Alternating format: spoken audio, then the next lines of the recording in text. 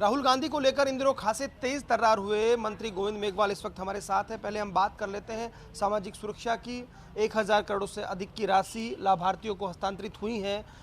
किस तरह से देखते हैं? मुख्यमंत्री जी ने तो फिर एक छोड़ दिया है कि भैया सामाजिक सुरक्षा कानून ला रहा हूँ, पैसा कैसे मैनेज होगा?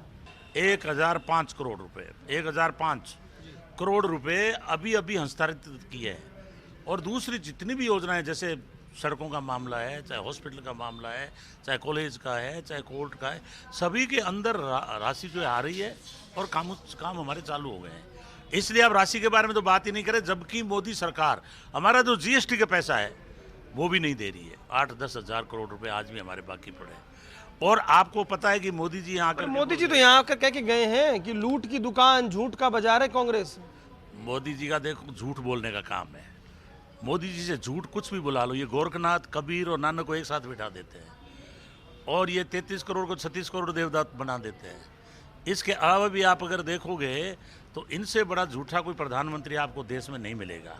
विरोधी कहते हैं कि गोविंद मेघवाल दलितों की बात करते हैं, मुखर है, पर कांग्रेस ने दिया क्या? आपदा विभाग अर्जुन मेघवाल को भीमराव अंबेडकर के बाद दूसरा कानून मंत्री बनाया है। आपको सालती नहीं है चीजें? ये कानून मंत्री बनकर के भी खाजूवाला में दलित युवती का जो रैप हुआ या जो भी बात हुई उसको लेकर के इन्होंने झूठ बोला है।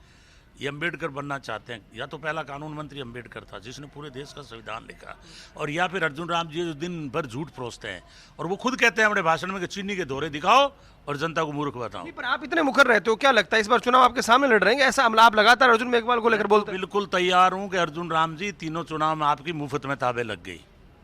कई बार तो मोदी लहर काम आ गई, कई बार कमजोर उम्मीदवार आ गया, उससे आपकी ताबे लग गई।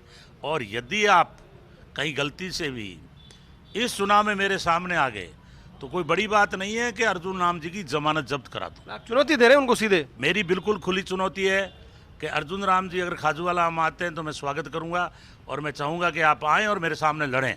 इसी तरह की दलित की समस्या याद नहीं आई और अब ये इस तरह से राग लापते हैं जैसे कोई सर्वोच्च नेता बन गए बीजेपी में।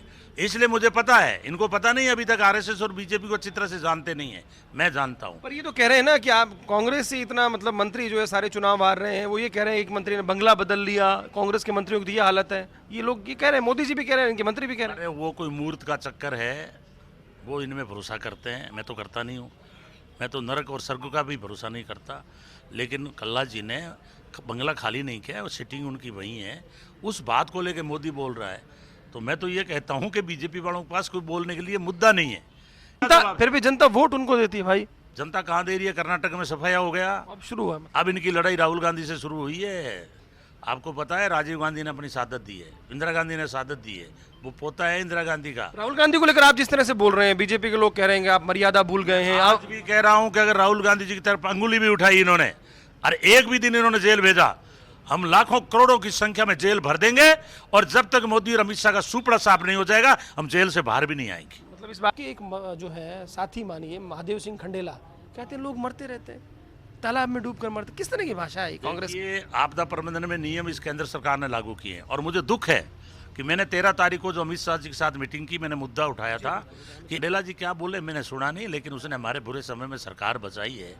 ऐसे लोगों के मैं खिलाफ बोलूंगा तो संदेश गलत जाएगा। इसके संगठन में विस्तार हो गया, फिर रामेश्वर डूडी के खास को जिला अध्यक्ष बना दिया। आप पिछली बार भी बड़ा संघर्ष कर रहे थे। अब देखिए जो अशोक गहलोत जी और हमारे प्रदेश अध्यक्ष जी ने जो भी कर दिया ना, अगर हमें जहर भी पिलाएंगे तो पिएंगे। बड़ा बयान दे रहे हैं। हाँ, अब जहर भी पिलाएंगे तो पिएंगे, लेकिन एकता रखेंगे। अभी हमारा टारगेट भारतीय जनता पार्टी और आरएसएस है, उसको 2023 दिसंबर में निपटाएंगे और 24 में मोदी और अमित शाह का सुपड़ा साफ करेंगे। तो देखिए क्या ये वाकई बदल